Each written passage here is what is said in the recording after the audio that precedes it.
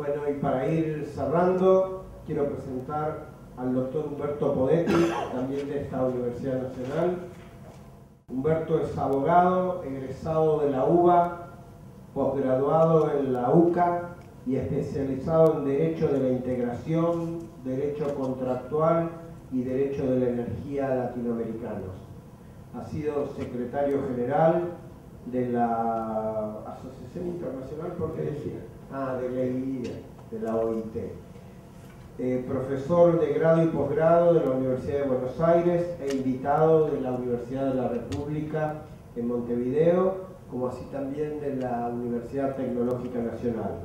Director de proyectos del Programa de Naciones Unidas para el Desarrollo y es miembro fundador del Foro Permanente de Juristas y Asociaciones de Derecho Comparado del Mercosur, como así también del Instituto de Integración Latinoamericana de la Universidad Nacional de Cuyo, del Foro San Martín para la Integración de América, del Corredor de Ideas del Cono Sur y del Instituto de Derecho Internacional Público. Nos comentará sobre el modelo mundial latinoamericano en el marco del Consenso de Cusco y la integración de la UNASUR. Muchas gracias. En primer lugar, un agradecimiento personal y profundo a Gilberto Martín. Yo no lo conocía, sí conocía mucho su obra y en mis épocas juveniles había disfrutado mucho del MML y verlo en acción nuevamente reproducido al modelo aquí fue una gran alegría, acompañada también por la de ver que sigue con el mismo entusiasmo, el mismo espíritu y la misma confianza en que el hombre y la sociedad humana pueden mejorar que tenía hace 36 años.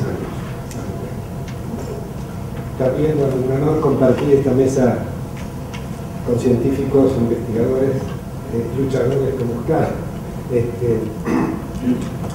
Lamentablemente el mundo no siguió, no respondió la pregunta que formuló el MML y más bien siguió el rumbo que marcaba o lo que proponía el Tour de Roma, que era el desarrollo de la sociedad global del mercado, que hoy ya está casi acabado, diría yo. Quiero tomar inicialmente un simple ejemplo, que es la tragedia nuclear de Fukushima, como una demostración del estado de la situación en el mundo. Fukushima ocurre 60 años después de Hiroshima, cuando todavía la radiación liberada por la bomba sigue presente en Japón, dañando la naturaleza y a las personas.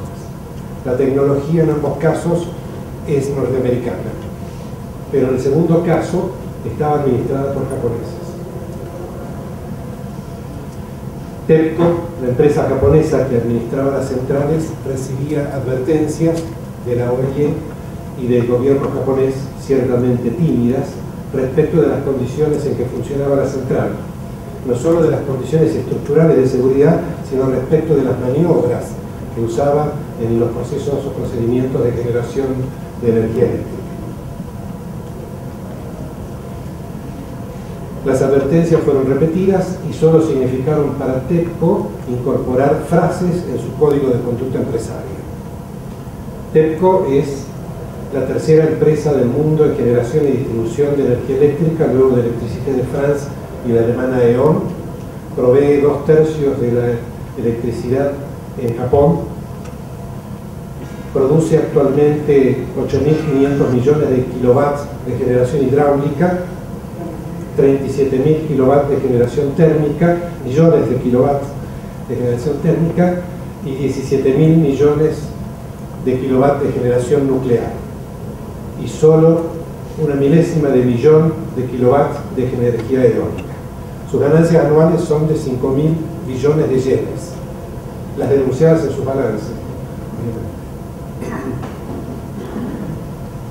En los 18 o 20 años que recibió advertencia había tiempo más que suficiente para, invirtiendo aproximadamente el 50% de sus ganancias de 5 años, convertir en seguras las centrales nucleares, los reactores nucleares de Fukushima, y simultáneamente para que sus centrales térmicas tuvieran 0 emisiones.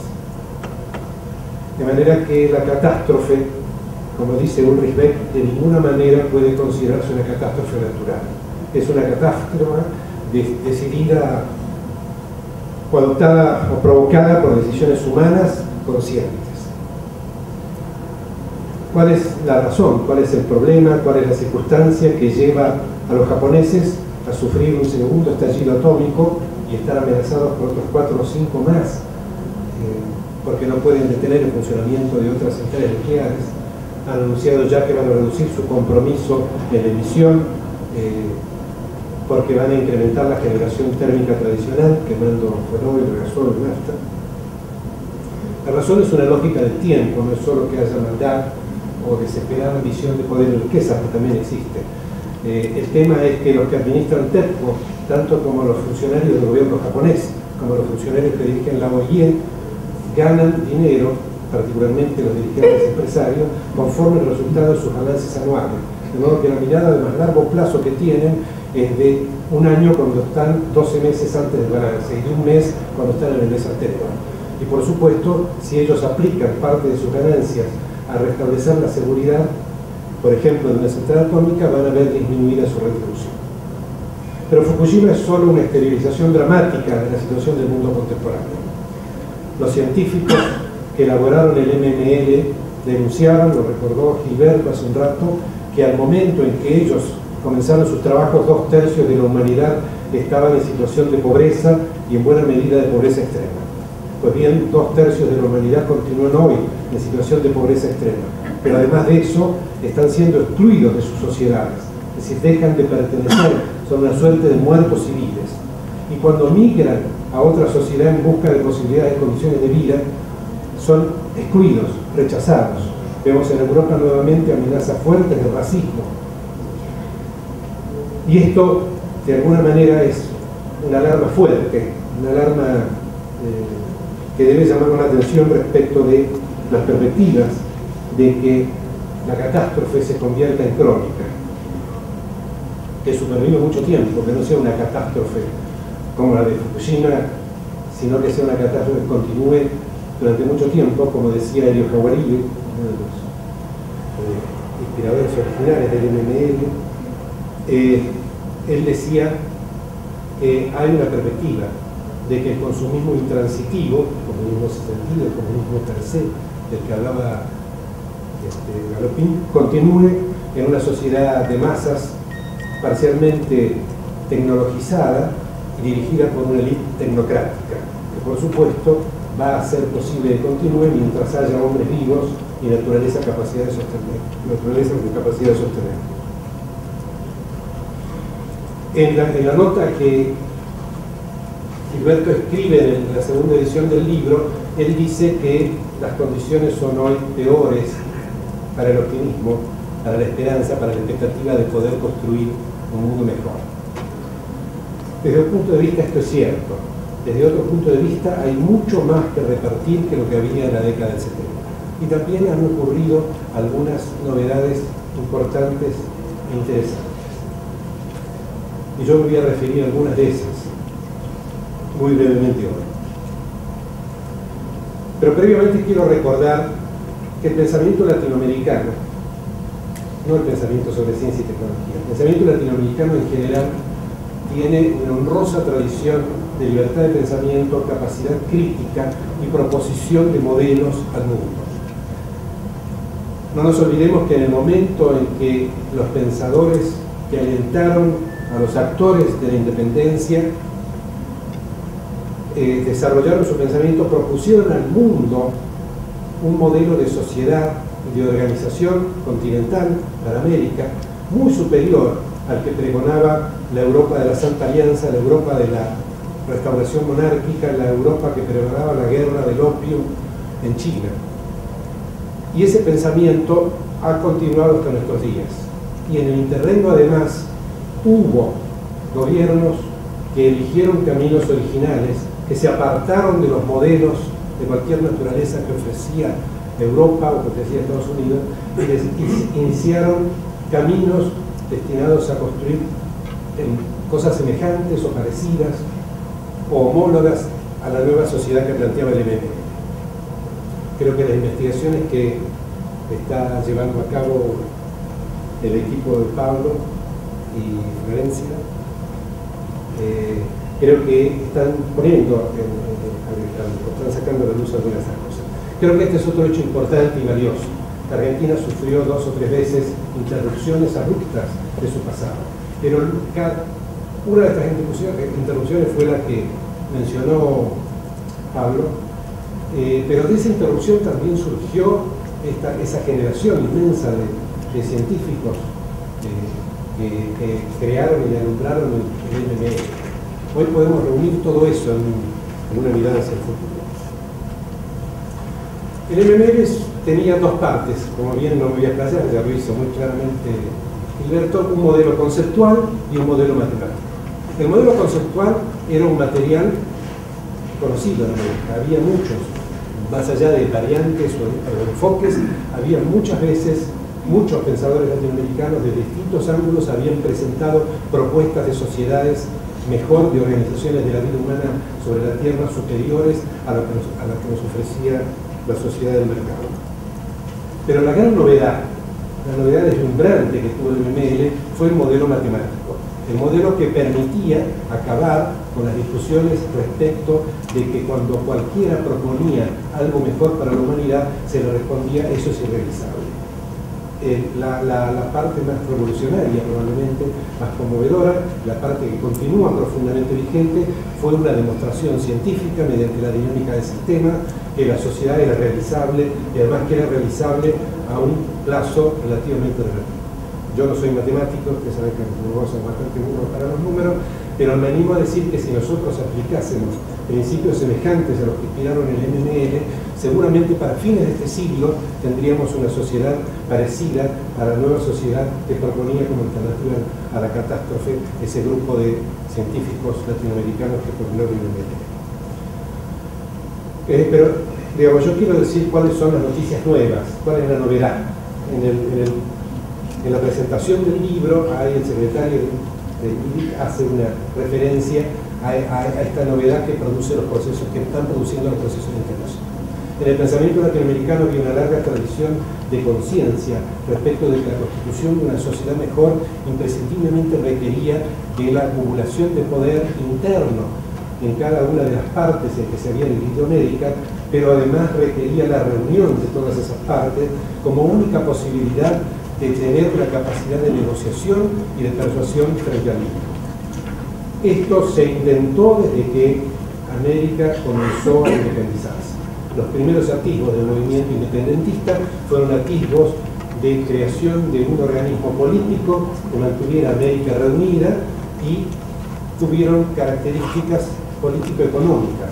Yo voy a recordar una sola hoy, que fue la doctrina de Lucas Alamán y Andrés Bello, quienes propugnaron que la cláusula nación más favorecida de los tratados de libre comercio no fuera oponible entre naciones del continente americano, entre naciones hispano o lusoparlantes del continente americano. Ustedes fijan, esto estuvo vigente, esta doctrina se aplicó hasta 1830, en que comenzó el proceso de partición por lo menos de la América castellana en un montón de partes. Por eso la celebración del primer centenario fue una celebración de monumentos a la América partida, dividida, y en cambio la celebración de este segundo centenario ha sido una serie de homenajes a la América nuevamente reunida. Y esta es la noticia que tal vez puede modificar la apreciación acerca de la posibilidad de realizar o construir esta sociedad mejor. El mundo en estos tiempos, los últimos 20, 30 años, ha estado gobernado y dirigido por la sociedad del mercado, planificada desde fines de la Segunda Guerra y materializada en los 90 en el llamado consenso de Washington. Frente a ese consenso, cuyos alcances y contenidos todos conocemos perfectamente bien, se opuso y se alzó a partir, o como intentando controlar las sublevaciones en la plaza de Tiananmen por Deng Xiaoping, lo que hoy se llama el consenso de Beijing. China emprendió un camino en el que, poniendo como elementos para competir en el mercado el bajo costo de la mano de obra y el descuido o el desprecio por la naturaleza, y adoptando las reglas de funcionamiento de la economía de mercado, logró en muy pocos años convertirse en una potencia que aspira a cogobernar el mundo con Estados Unidos, o no lo sabemos, a disputarle el gobierno del mundo a la sociedad global del mercado. El consenso de Beijing tenía estos elementos negativos que yo mencioné, pero tiene algunos elementos muy fuertes, positivos, que es la reasunción del espacio público, el papel del Estado como director y fijador de normas al mercado.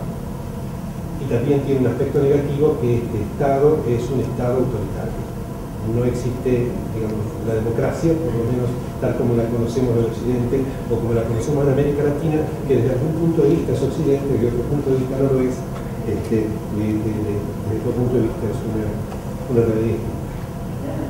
Bueno, pues bien, América Latina tiene hoy algo que podemos llamar, contrariedad y orgullo, consenso de Cusco.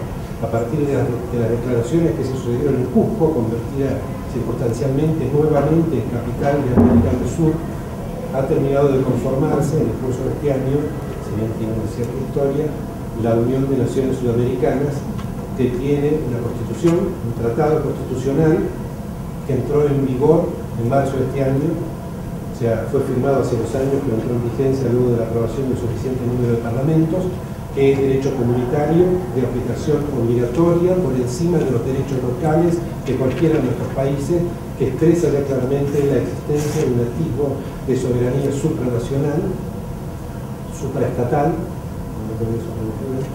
y que además expresa un consenso que, a diferencia del consenso de Washington, que fue definido por 10 o 15 grandes poderosos de la sociedad del mercado, y a diferencia del consenso de Beijing, que fue definido por el Partido Comunista Chino, que es un gran interrogante para nosotros que hay dentro de esto, el consenso de Cusco fue definido primero por los jefes de todos los estados de América del Sur, inclusive la Guyana británica, que habla inglés, que habla de estas cuestiones en inglés, de estas cuestiones de una nueva sociedad, de estas cuestiones de un hombre ubicado en el centro de la vida pública.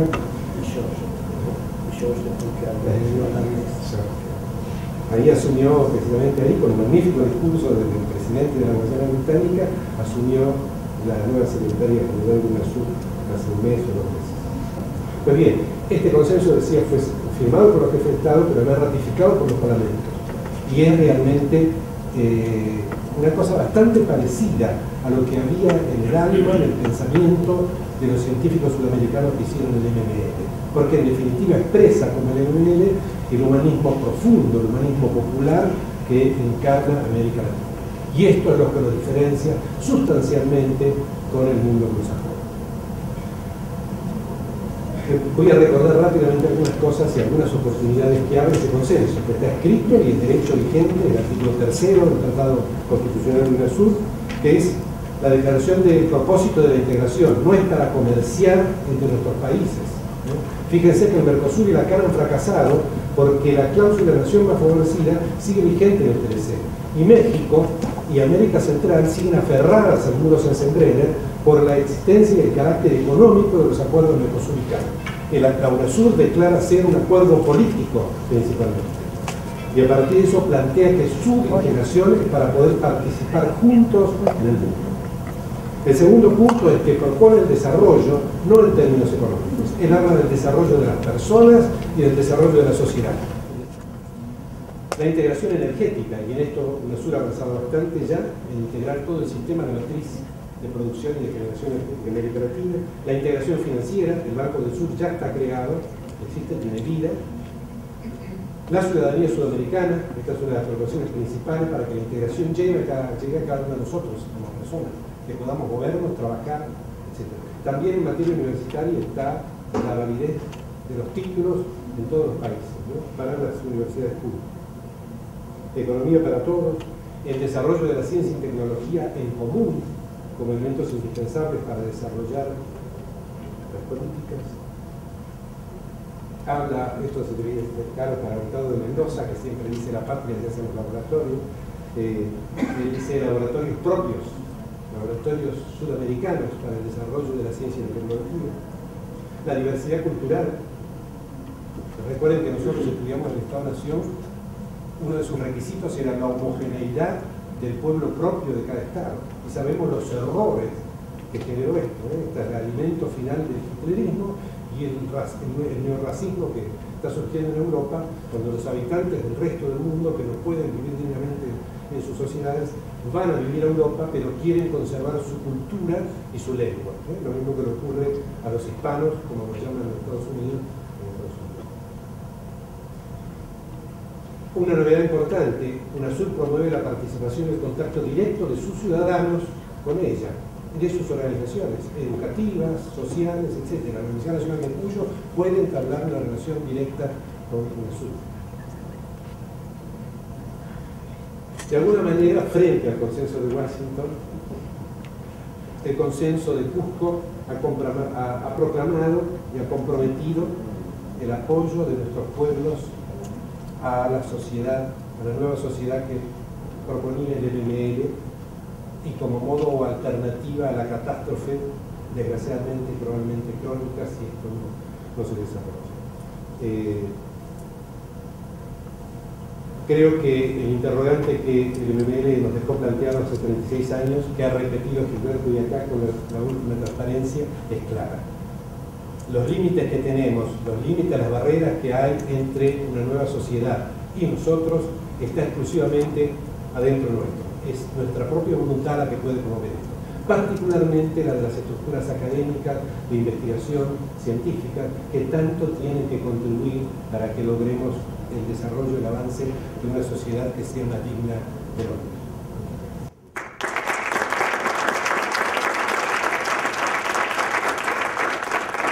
Gracias, Humberto. Estamos llegando al final.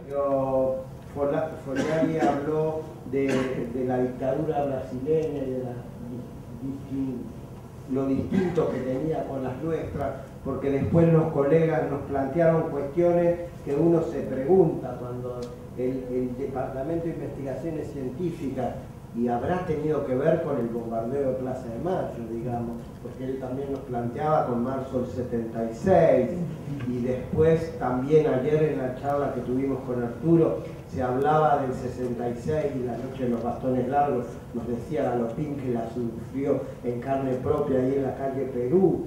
En fin, nos parece que esto, por eso es el momento justo y necesario. Humberto nos plantea realmente las novedades del pensamiento, y cuando hiciste ese raconto desde 1810, muy rápidamente, porque te apretábamos con los tiempos, pero ¿sí?, de estas novedades en el pensamiento latinoamericano que engloba lo científico y tecnológico, realmente nos hace sentir esperanzados transitar por este momento de Argentina, enmarcado en este momento de América Latina, porque claramente el consenso de Cusco ayer, junto al Acta del Futuro, la Carta de Calafate, el consenso de Buenos Aires, el Acta de Montevideo, el Acta de Copacabana, nos plantean a la educación, la ciencia y la tecnología como base de la integración.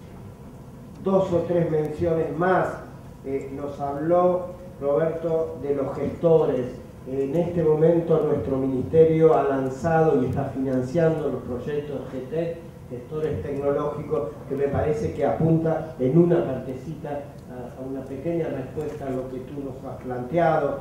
Planteaste también lo de laboratorios públicos de medicamentos, indudable, los laboratorios puntanos fueron uno de los puntales de esta red nacional que fue creada por la ex CECITA, así que, y en este momento está trabajando la subsecretaria específicamente en eso, en función de la ley que todos esperamos que mañana salga. Hablaste del triángulo virtuoso, de la no existencia todavía de los sistemas, cuando Enrique Oteiza nos planteaba que esto era más que un sistema, un conglomerado, un complejo científico, tecnológico, y que lo que había que hacer, y hasta un archipiélago se hablaba, y que lo que había que hacer era puentes en ese archipiélago. Me parece que estamos avanzando en los puentes con limitaciones, todavía falta mucho, pero hay que seguir construyendo puentes. reivindicaría a partir de lo que nos planteó Pablo al rector de la Universidad de Cuyo de ese momento. La verdad que haber planteado esas cosas a mí me sorprendió gratamente que en el 48 nos haya propuesto estas cuestiones. Creo que marca, habrá que fuerza con esa tesis porque nos va a ayudar a todos a trabajar. Bueno, en fin, y lograr la integración como nos ha planteado Humberto a partir de la UNASUR. Solamente responderte que en esto de los laboratorios integrados del sur, Biotech Sur es como una de las respuestas que este Ministerio de Ciencia y Tecnología está dando en función de esto, que seguramente falta muchísimo más, pero me parece que estamos avanzando en ese camino. Yo les agradezco mucho. Aparte, agradezco la constancia, la persistencia, se han quedado hasta el final. Esto recién empieza, ¿sí? Son los locales ahora los que nos van a decir por qué camino seguir. Así que muchas gracias a todos y quedamos a la espera de todos los aportes que ustedes nos envíen. Muchas gracias.